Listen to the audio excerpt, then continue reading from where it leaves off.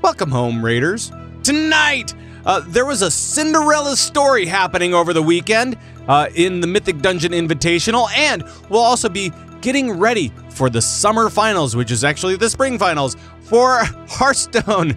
So all of that and so much more as Convert to Raid presents BattleNet Sports.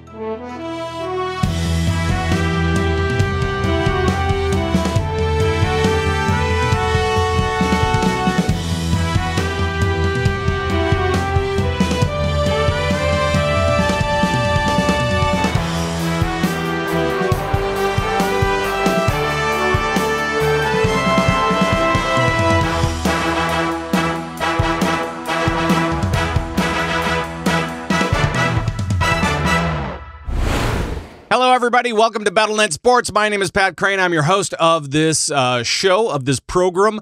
And this week, we will be checking out the MDI. We'll be taking a look at the MDI with Thyst in mere moments. Mythic Dungeon Invitational, which was actually really well received and a really good, solid finish on that. Kind of an upset Cinderella Story. We'll get into that in just a little bit here. Also, we'll be talking with Jocelyn about the Hearthstone summer finals. It says summer, but it's actually because of the stuff that happened in spring. We'll get more into that as well in just a second. Just a quick update on all things StarCraft, okay?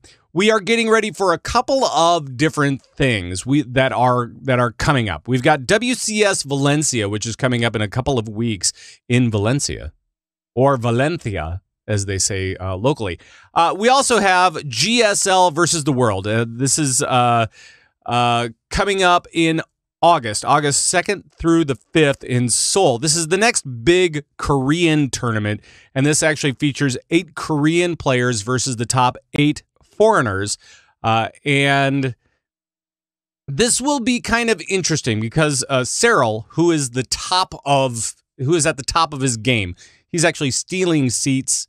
He's actually winning more seats, which is putting a lot of pressure on the ladder right now because he's winning all of these BlizzCon seats, one after another, and so that just means that they will default into the ladder. So points are everything right now in the WCS.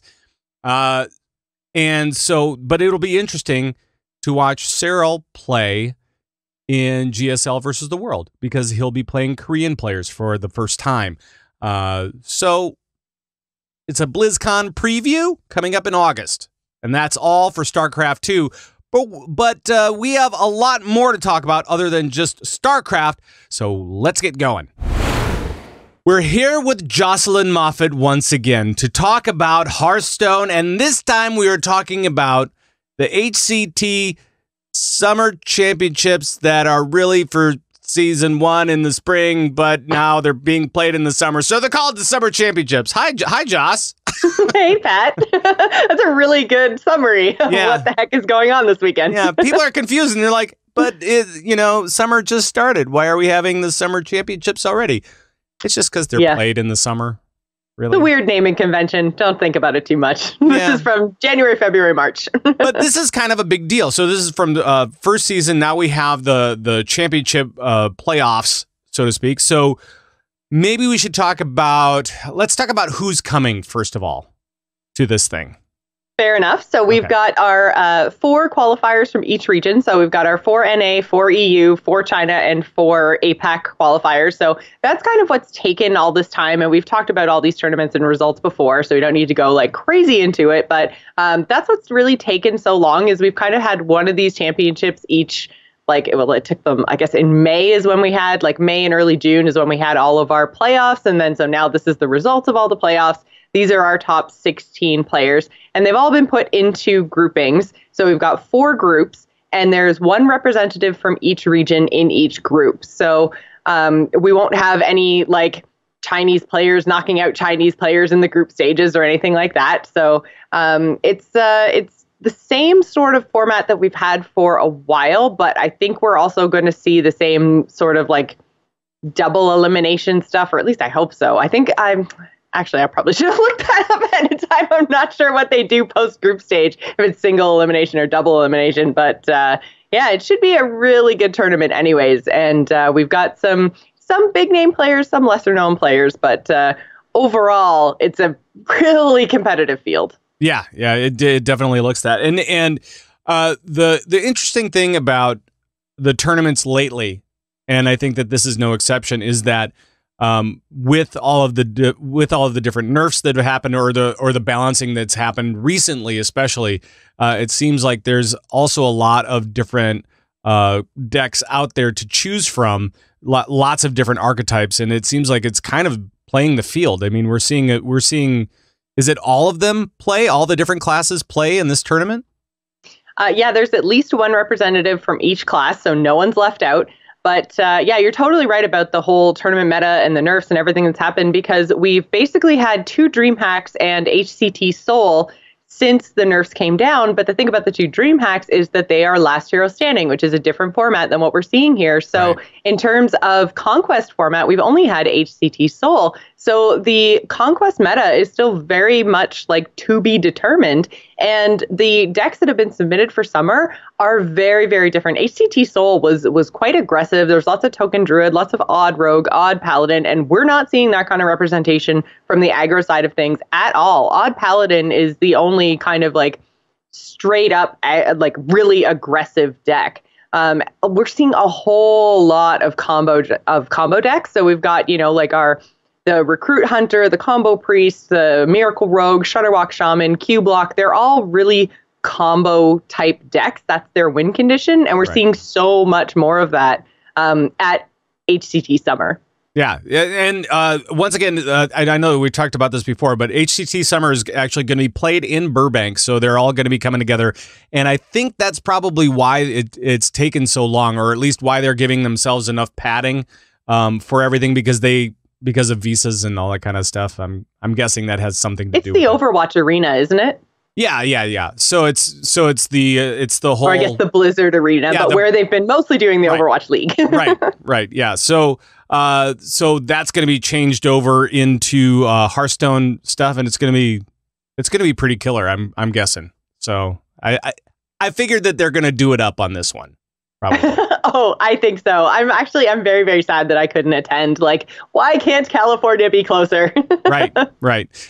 So it's going to be over in Burbank, and it's going to be cool. So let's talk about some of these decks and some of the cool picks and some of the I don't know. Are there any surprises really in some of the cards that these guys are picking, or in like counter picks especially?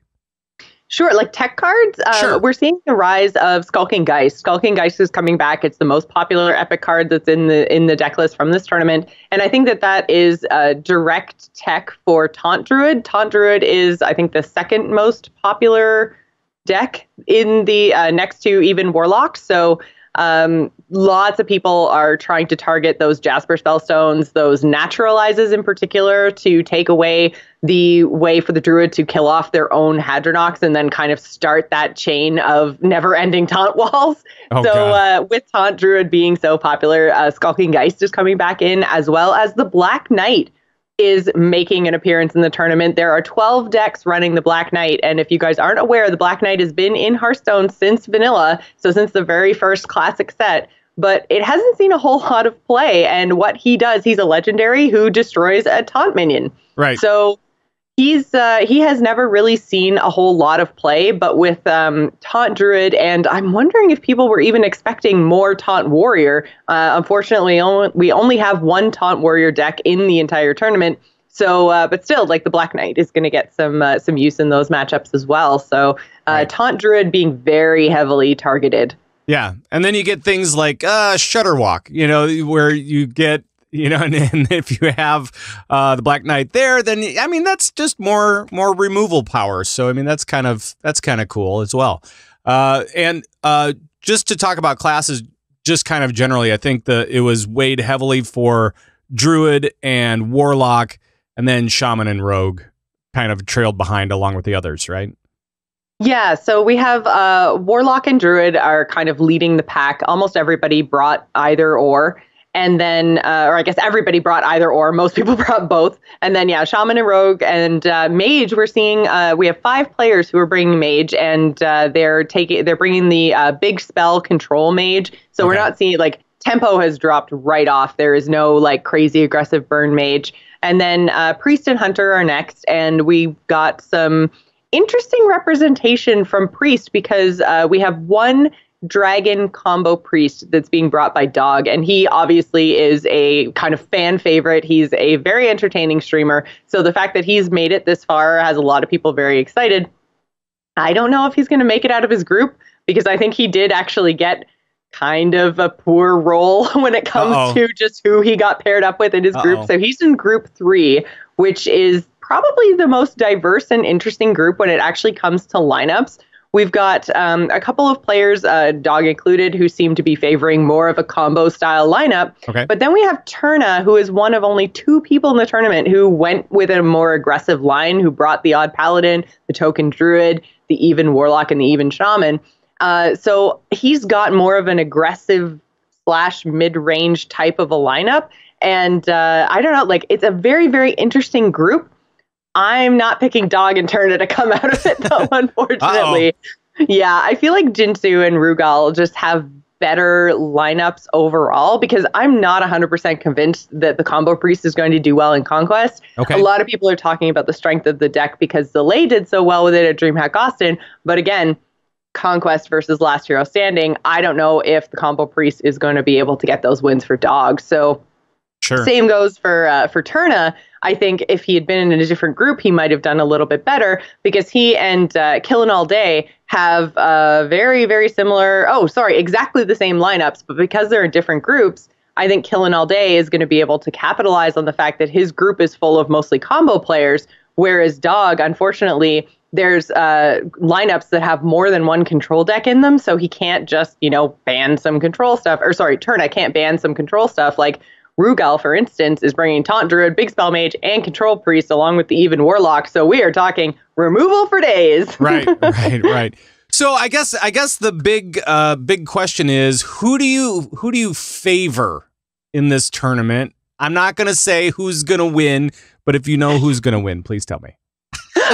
So I feel like this tournament is going to end up being very matchup dependent. Like I just talked a little bit about Group 3 and how it's diverse and interesting. But I think just the fact that, where Dog ended up falling in the group picks, I think he's going to be very heavily unfavored. So I feel like it's really difficult to talk about who is going to win the entire tournament, because we don't know how the bracket is going to kind of shake out past the group stage. So when it comes to who I chose as my champion, I ended up going with Now Guidan. I think he's going to make it out of groups. I think he's going to do very well in the tournament. I have a lot of faith in his ability. He has been a real online cup grinder before we moved into this whole HCT thing. He's done very well in Copa. So I feel like he's got a lot of tournament experience to pull from. So he was my overall pick.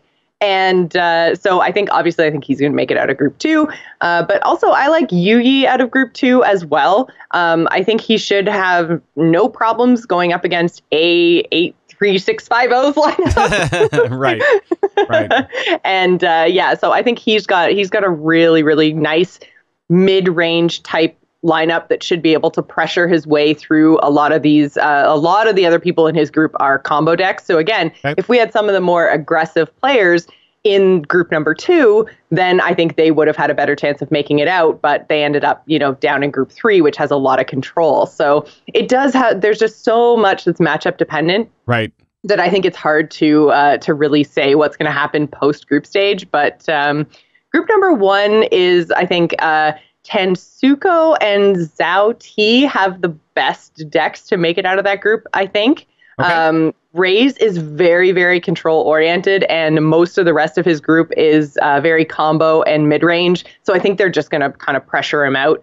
And then Tensuki, I think, has the best of the combo type decks. So I expect to see them make it out of group 1. And that leads us into group 4, which is the only one we haven't really talked about. Killin' All Day has the same sort of aggressive lineup as Turna, but the group that he's in is full of combo decks. So I think he's going to be able to kind of rush down those combo decks, which then leads us to of the 3 combo lineups that are left in that group, who's going to make it through? And my pick to make it through is Liao, who we talked about last episode as the player out of China that none of the other Chinese players want to face. Right. So I think because he's been described as such an amazing player, I think we're going to see him make some interesting decisions in these combo mirror matches, because a lot of players, when they're playing combo decks, they just hang on to all their pieces and then end up losing in the long run. And they might have been able to use a combo piece or two to give themselves an advantage earlier on in the game. Sure. But people get really hung up on using cards specifically for their purpose. Like they won't play an ooze or a black knight without being able to actually use the effect of the card, when really that tempo might have snowballed the game in their favor. So I think we're going to see Liao make some decisions like that in the combo mirrors that are going to give him the advantage over his opponent. So he's my pick to make it out along with Killing All Day out of Group 4. All right. A lot to think about. Before we head into the tournament. But good news, everybody. The tournament starts basically tomorrow. So it does. So be ready for a lot of Hearthstone action. And I think overall, would you say, as far as like pacing for these games, it sounds like from what I gather, and I'm not super brilliant when it comes to this stuff, but it seems like a little bit slower meta just in general, right? Is that correct? It definitely is. Okay. We have 10 combo lineups. We have 2 control lineups. So 12 of the 16 players are all set to go late game. And even then, when we're looking at the mid-range lineups, we've got people playing mid-range lineups with decks that include Recruit Hunter, which, though it's a combo deck, it's also got Deathstalker Rexar, who is all set to go to Fatigue. Right. So where we only kind of have our 2 aggro players in Turna and Killing All Day, they're not going to be enough to make these quick matches, guys. I'm sorry. Well, we're going to be in for the long haul this weekend. That means more Hearthstone throughout the weekend. So there we have it. And I expect that we will hear from you in 2 weeks when we return, because Canada Day, we have to take off for Canada Day and also for the 4th. So we will talk to you in a couple of weeks. Jocelyn Moffat, thank you so much. Make sure to check out Joce wherever she is. And it's Joce Plays on Twitter, right? It is, yes. Thanks so much for having me, Pat. Thanks, Joce. It's time to talk a little bit of MDI, because we had the Mythic Dungeon Invitational Global Finals over the past weekend. And joining us today is, of course, Thyst. Hello, Thyst. Hello, Pat. You know Thyst from Lagging Balls and Battle.net News and other such junk like that. So let's talk MDI, because this was actually really cool. This is the top 2 teams from each of the regions around the world come together and battle it out, right? Yes. And they were actually in Ohio this time. So it was the first ever Mythic Dungeon Invitational LAN. So they were there. And you could see them playing against each other on stage. And it was just, I don't know, it made it feel like it was less of a LAN party with your friends, where some of them are, at their own houses with their own PCs. And then you're in your friend's basement and you lugged your own PC over and then you're just like playing together. No, it was like a real esport tournament right there in Columbus, Ohio, Pat. Right in the MLG studios. Yeah. Birthplace of North American esports. Right. So we had the regular crew announcing and doing the play-by-play action. It was really good to see those guys back in action. And Rob Wing, Rich Campbell, Sloot, Nagura, Kalaris, Trekkie, Automatic Jack, and Sours. Right. And there's a lot of them. And the puns were flying as usual. And lots of great discussion going on as well. Let's talk a little bit about the action, though, because it was kind of an interesting finish on this one. It was. I mean, it was like, I don't want to get too ahead of myself here and you, but like, it really was like if you didn't watch it, because it was a 3-day affair, and like all of the broadcasts were quite long, like all day long. If you are going to watch anything, you probably should watch the end. And like after like the whole 3 days of these teams just bringing their best, and like these are the best teams in the world right now. Right. So they're bringing their all, and the very last match between Method NA and Shell's Angels was pretty much everything that you would ever want in like the very last match of such an expansive esport weekend. Right. So Shell's Angels, they made it to the semifinals on the first day. So like it was easy to see that like, Method NA was really, on top of their game, and they had it, like it seemed like they weren't moving forward with too much trouble. Shell's Angels, like they're known for, they're recently known for having the biggest, like craziest pulls ever. And I say recently known because like these guys literally found each other through looking for group last year. Right. Which is like amazing. So these guys have not been around all that long. They're not sponsored or anything like that. They're just doing their thing, man. And that's the cool part about tournaments like this, is that if you find the right guys and you just click, you don't need that team support. It's always nice. Don't get me wrong. Oh yeah, of course. Yeah. But you could be, just a really awesome gamer and fall into one of these tournaments and win, which is incredible. So. Yeah, and that speaks to the whole nature of the MDI, I think, because like, in it, like it's not PvP, and so the average WoW player is more inclined to at least watch it and understand it, but it makes it, the nature of the MDI is like anybody can try out.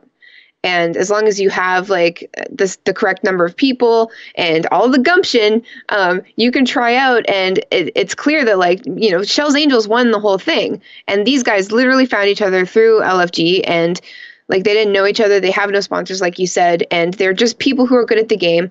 And lots of people are like that. And it makes the MDI seem like so approachable and easy to understand and easy to enjoy, because not only is it highlighting something that every player does in World of Warcraft, like everybody does dungeons, it's open to just anybody who wants to try. And now that this, ragtag sort of dark horse, like random team won the whole thing, like I think that's a really great example of just how amazing the MDI could be for WoW players in general. And it was pretty cool because these guys beat top teams like Method and the other Method. Yes, they're the Method killers. They beat two different Method teams, which is amazing. And they also and Free Marcy was actually out of it pretty early, which was kind of surprising. Well, I guess it wasn't really surprising, because I think it was more surprising that they won last year. Yeah, it was. And this is the second year too, so like people were playing with a little provocation this time, but I was. Is funny because like a lot of people tuned in specifically to see Free Marcy play. I think those were like two of like the highest viewed matches of the entire weekend was when Free Marcy played. But yeah, they didn't bring it. But Shell's Angels definitely did. They killed both Methods, Method NA and Mythic PodChamp, and I don't know. They found themselves in the lower bracket for a short time, but they clawed their way right out of that, stepping on PogChamp's face pretty much to get to. And it would have been cool to see both Methods like go head to head, but not as cool as it was to see this, random team take the whole thing over Method. It was pretty neat. And it was also pretty cool because these guys were playing at very high key levels. What was the top one was 25 plus 25, yeah. Yep. Which to me just sounds insano. And it was really cool to see some of the strats that they used, how they pulled different groups and what they needed to do before they pulled the boss, and sometimes really surprised me by like skirting, like in Neltharian's lair at the very end. What was it? Shell's Angels, they pulled the boss without pulling the trash, right? And that made it really extremely tight. To maneuver around there without actually triggering those mobs. So that was kind of an amazing pull, and that's what actually won them the match, because they were at that point, they were actually behind before they pulled the boss. So if they had to go through that trash, they would have lost. Exactly. It was pretty cool. That is the exciting part of the MDI, because like that's the stuff that, you know, you go into a Mythic Plus, like it's kind of high for your group. You're with your friends and your crazy tank friend who just like does all this like stupid stuff every time you go into a. I'm not speaking from example, of course. No. But your tank friend says, "Hey, why don't we, you know, try to bypass the trash and pull the boss and see what happens?" And you've already wiped like 300 times and you're like, I really don't want to do that. Can we just do that properly? And he's like, no, let's do it. And so you try really hard and you do it. And it becomes the stuff of legends, you know, because you actually pull it off. Right. Like this is the stuff that like they're actually doing professionally to like win money in tournaments. Like these are like the top teams in the world pulling off this stuff, you know, and making it look easy at like plus 25. Yep. And like that's the stuff that'll get you on the edge of your seat. And speaking of, like at the end of that Nell's Lair, Shell's Angel's final time was a very impressive 24-14 with 0 deaths. But Method NA was at 24-19 with 1 death. Like it was neck and neck. And like there was some issue, like not issue, but like one team, I forget, had already used Lust or was using Lust during the last boss pull.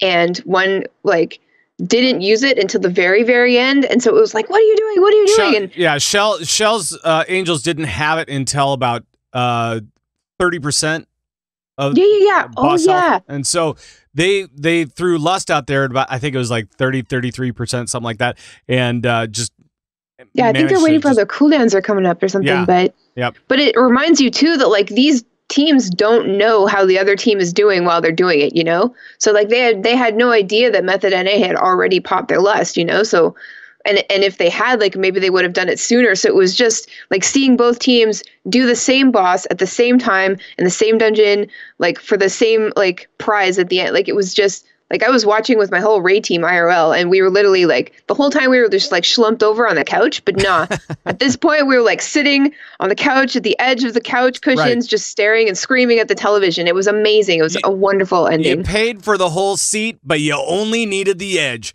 That's right. Let's talk about another cool thing.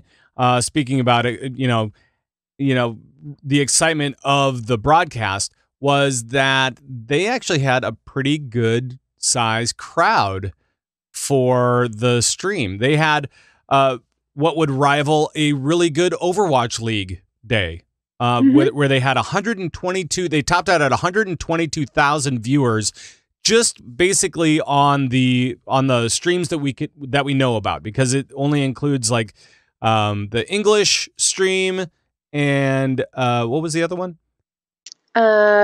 The other one was... It was just a few thousand on another stream, and and then it was and then we don't know how many we're watching over in China because their streams are kind of weird over there. We don't know exactly. Oh, it was the Russian stream. That's what it was. So the Russian stream, we know it was about 4,000. But I mean, you know, it's we had over 100,000 on the English stream. So I mean, it was a good day. It was a good. They did really it was a well. good weekend for the MDI. So it really was, and so we've got 4 teams going to the MDI All-Star event at BlizzCon. So we finally know who that's going to be. So it's obviously Shell's Angels and Method NA, and then we've got Gulch Trotters from APAC and Method PogChamp from EU. So that's pretty good. We've got both EU teams, which I kind of anticipated, you know. Right. But then we've got some APAC representation and some North American representation. So and they are planning on doing, as far as I remember, they are planning on doing Battle for Azeroth dungeons on Mythic difficulty at some level. We don't know exactly what that is yet, but I'm guessing we'll find out as BFA releases and all that kind of good stuff. So. Yeah, it'll be the first BFA dungeons ever done in the MDI, and we'll get to witness it if we're at BlizzCon. And I'm sure you'll be able to watch it on the virtual ticket as well. Yes, it will be. It should be on. It should be everywhere. One would better be.